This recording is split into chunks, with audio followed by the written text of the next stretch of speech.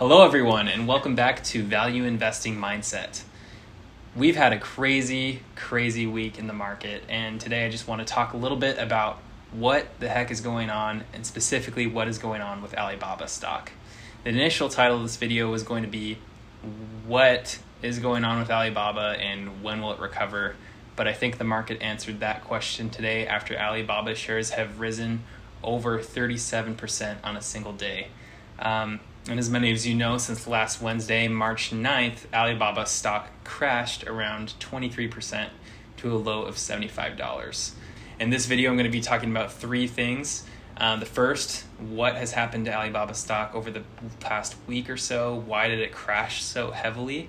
The second will be, why did the stock explode upwards today? And the third is, where do I believe the stock is going to go? So to start off with some history, since I last posted a YouTube video about 3 weeks ago, Alibaba stock pretty much got absolutely crushed. And so that was for a lot of reasons. The first was mainly because of the Ukraine and Russia conflict. There's a lot of question about whether China would support Russia in the war and in turn would risk getting sanctions, or we would risk World War III. And so there's a lot of fear and panic about that.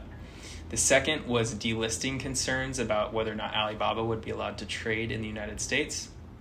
And the third was continued crackdowns from the Chinese government. So I'm going to go through a bunch of Bloomberg articles that I've been tracking the past few weeks. And I think it really paints the picture of how much fear and pessimism there was related to Alibaba in the Chinese market, and how quickly, almost overnight, everyone changed their opinion and the stock just melted our faces off from this rocket ship ride we just experienced.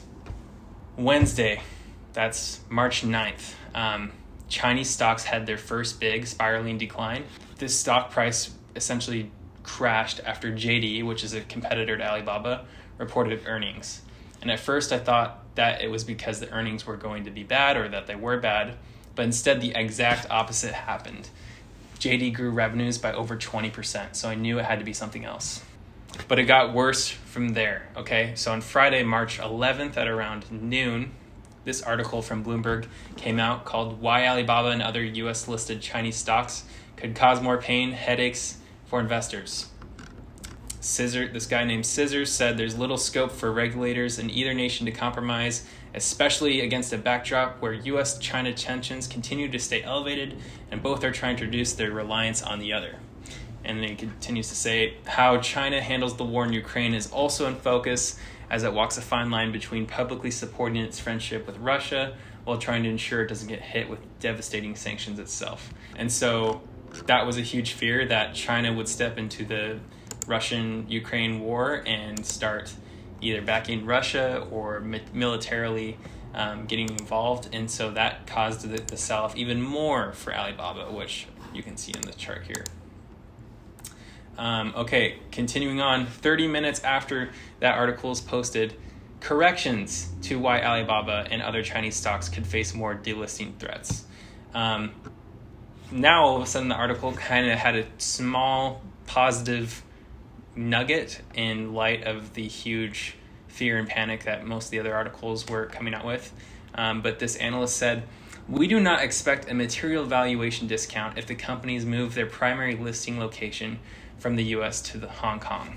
We already knew this. We knew that if China, or if the United States delists Alibaba, you could just convert your BABA shares on US exchange to the Hong Kong equivalents. And you're still owning Alibaba, you're still owning a company that is growing cash flows tremendously, is growing at around 20% a year.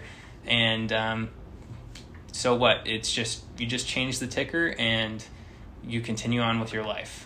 But it just seemed like the United States markets just didn't really understand that, or were scared by, arguably they had the right to be scared, but I think it was just totally overblown. It continues to say down here, the value of a company is based on its future earnings and cash flows, adjusted for its assets and liabilities, the balance sheet, and discounted for each business's risk profile and the time horizon to produce expected earnings and cash flow. The location of the exchange where the shares trade does not figure into this calculation as long as liquidity and investor safeguards are equivalent. And I agree with that statement from Zolidis. Even with all the fear and all of the selling of people panicking about, oh, will Alibaba get delisted? The exchange that, or the ticker that the shares trade under, does not matter. It only matters about the fundamental business performance. Okay, moving on. This article, Monday, March 14th. Okay, so that last article was on Friday. We digested over the weekend, and it got even worse, okay? Panic selling grips Chinese stocks in the biggest plunge since 2008. Chinese stocks listed in Hong Kong had their worst day since the global financial crisis, as concerns over Beijing's close relationship with Russia and renewed regulatory risk sparked panic selling. People were literally puking out of their shares. They did not care. People wanted out of their positions. Fund managers were selling. Retail investors were selling. And it seemed like nobody was buying a single share of Alibaba that day. Seng China Enterprise Index closed down 7.2% on Monday, which was the biggest drop since November of 2008, okay? And when I saw this headline, I didn't fear the fact that the Hang Seng Index was at its all-time lows. I got excited because I knew this was a once-in-a-lifetime opportunity to be able to buy more Alibaba shares at an incredible price. And that's exactly what I did. The broad route follows a report citing U.S. officials that Russia had asked China for military assistance. Okay, nothing new. Even as China denied the report, traders worry that Beijing's potential overture towards Vladimir Putin could bring a global backlash against Chinese firms and sanctions. Okay, so that's just what everyone was worried about. Moving on, we don't see a major catalyst in the near term to help Chinese stocks, though earning results may create some share price volatility. For a material re-rating of Chinese tech, we may need to see a shift in regulatory tone. Okay, so this guy is basically saying Alibaba stock is going straight to hell. We don't see any catalyst that's going to improve the stock anytime soon. Now, continuing 10 p.m., China's tech stocks stumble after a historic rout as risks mount. The decline tracked the overnight slide in U.S.-listed Chinese firms as J.P. Morgan Chase and Company analysts labeled some internet names uninvestable, okay? And they continue to say, everyone we spoke to in the markets is so bearish.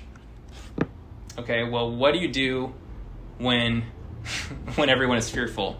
You get greedy. And what do you do when everyone gets greedy? You get fearful. And so JP Morgan analysts were basically doing the golden flag indicator of, hey, you should probably buy China because absolutely no one wants China. It couldn't be any worse, and nobody wants it. And despite all of the, geopolitical risks and tensions, the fundamentals of Alibaba remain solid. And that's what I saw, and I kept buying. Interestingly enough, the same day at 10:02 at night, there's another article said China's economy starts year strongly as COVID and war risks loom.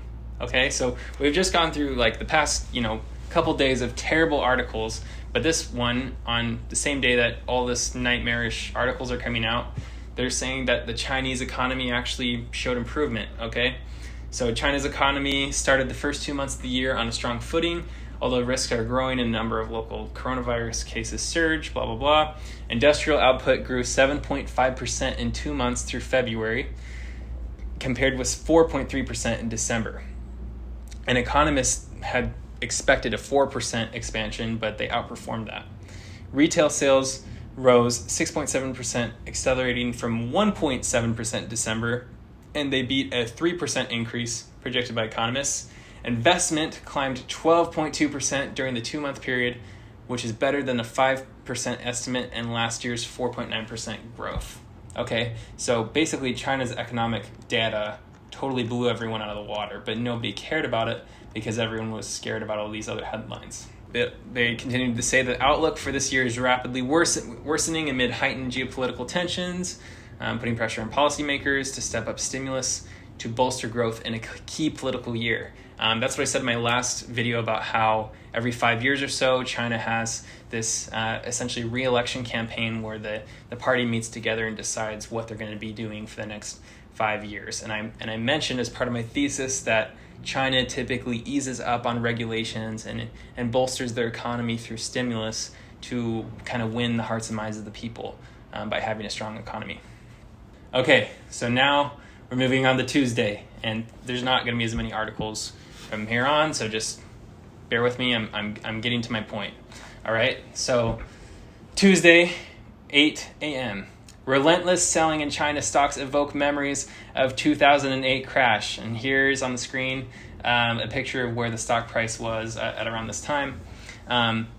Tech giants Alibaba Group and Tencent led the decline. The benchmark Hang Seng Index slumped even further, 5.7%, and its biggest decline since July 2015.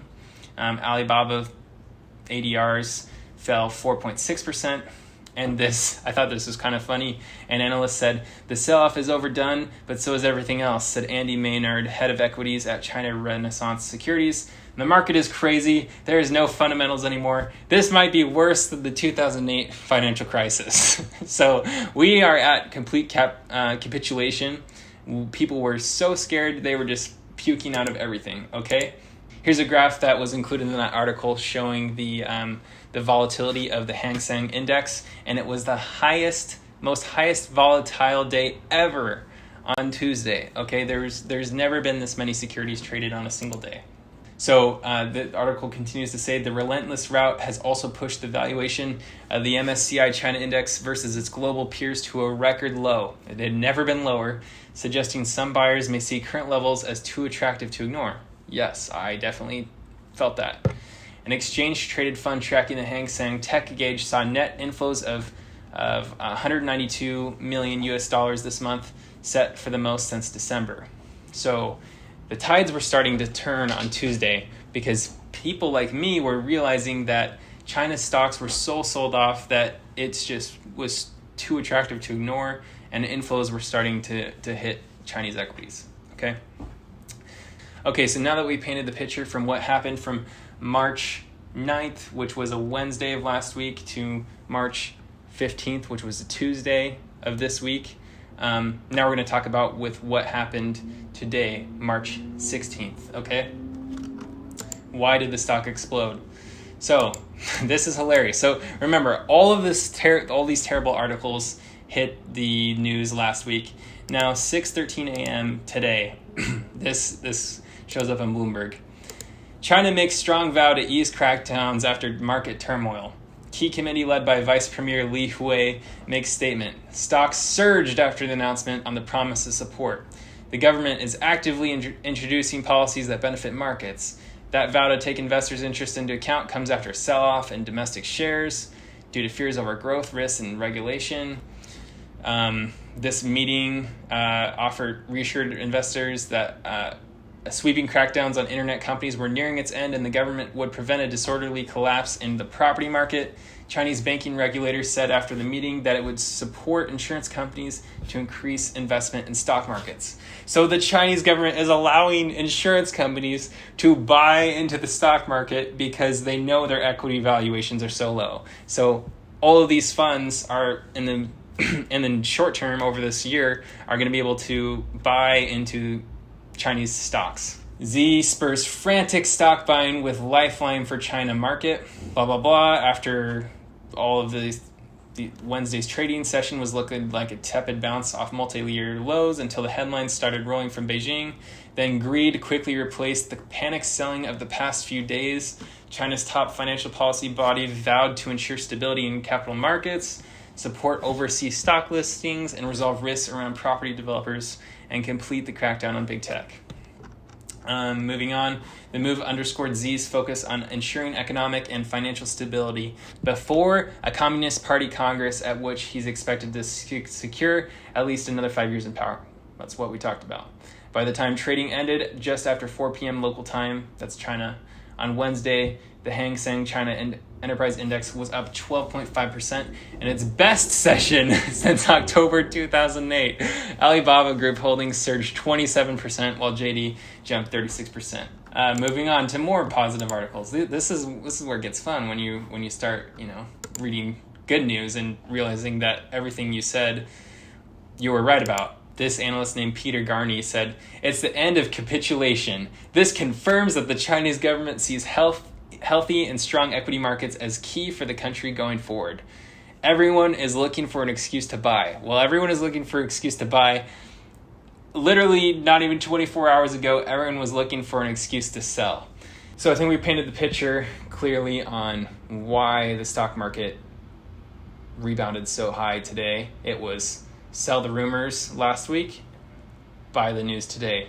China came out with positive news, and it just seemed like, I was thinking this whole week, it seems like the risk is poised to the upside. Like, it could not get any worse. The only worse news we could really get is if China went in to help Russia and it's, World War III now. And honestly, it doesn't pay to bet on the end of the world, because if you're right, there'll be no one left to collect your bets. And so I was betting on positive news coming out, because after just getting hammered day after day after day, I knew there had to be something coming out to support my bull thesis. So that begs the question, what is next for Alibaba? And this is what is really exciting to talk about. We kind of distance ourselves from these short-term news headlines and focus more on the fundamentals. With that being said, here's another news article that I just pulled from Bloomberg tonight. China could cut rates within days after strong bow to investors. In my last video, I talked about how the Chinese central banks are going to be cutting rates to spur the economy. And so investment analysts are expecting the Chinese bank to cut rates. And that will just encourage more stimulus in the economy and more spending, consumer spending and business spending and government spending. Here's a quote that I pulled from Alibaba's recent quarterly earnings from their CFO. Our current share price does not fairly reflect the value of the company at current price levels, which he was talking, around like $110, $120 a share. At current price levels, we plan on continuing our share repurchases. At the same time, we will maintain a strong cash position that gives us financial flexibility for future investments. So let's review some of the bull case just from the cloud business that Alibaba has. Okay, not to mention their e-commerce business or their grocery business or their international business. Let's just look at the cloud business, for example. So the Chinese market of cloud technology is expected to grow to $1 trillion by 2026. Currently, the market is under $450 billion. So from here until 2026, that's an expected 16% CAGR growth in cloud computing. Cloud services are currently only 8% of Alibaba's revenue, and there's a huge there's a huge runway for that growth. Alibaba currently owns 38% of the cloud market share in China right now. Alibaba, the business, is going to grow 32% over the next 2 years, and earnings are going to grow by 30.7%. So Alibaba will be a third larger than it is today, and you're buying at prices today that were the same as they were in 2014, even lower. I mean, obviously yesterday and this whole last week, they were lower than they had even been. Chinese regulators have announced a renewed focus on ensuring that Chinese companies can list in the United States. They're granting permission of Chinese IPOs. The China Securities Regulatory Commission told banks that it would permit some U.S. listings by companies that met certain criteria. User growth rate this last quarter was 5.6%. International growth grew by 25%, and the stickiness of customers remained at 86%. So at today's session, Alibaba's market cap was about $284 billion. They are trading at a price to book of 1.85. The median is 3.33. They have no debt compared to their cash position. The enterprise value to adjusted EBITDA multiple is 5.5x. Okay, you're buying at 5.5x. So that's saying that if Alibaba did not grow and earn the same EBITDA in 5.5 years, you will have made all of your money back from EBITDA alone. Okay. Enterprise value to expected current year's EBITDA is 8.66 multiple. To next year's EBITDA, 7.52. To the expected next year's price to earnings ratio is trading at 12.15. Their current price to earnings is around 14.5. Their free cash flow yield percentage per share is around 7. They're trading at a 7.19% free cash flow yield, which is essentially, you could think about it as the dividend that you as the equity holder are receiving from free cash flow that is being given back to you. The 5-year average adjusted return on equity is 14%. And the average analyst target price is $170. That has only come down because of all of the turmoil that's happened over the next week. With the new rebound in price and the news from the Chinese government, you could expect the analysts to raise their price targets. And lastly, the price to free cash flow is 10.38, trading at an attractive price at $104 a share. In every aspect, Alibaba is trading below the median in its peer group. And if you were to buy Alibaba today, I still think it's a good buy. You are going to make a lot of money in the long run. I think in my last video, I said it was about a 25% IRR. I think right now it's about 30% IRR. So that's all for today. Thank you for watching this video. If you got any value out of this, took a long time to put this together, please like this video, please subscribe, please comment, and please turn that notification bell on, and stay tuned for future videos. Thank you so much. Have a great night.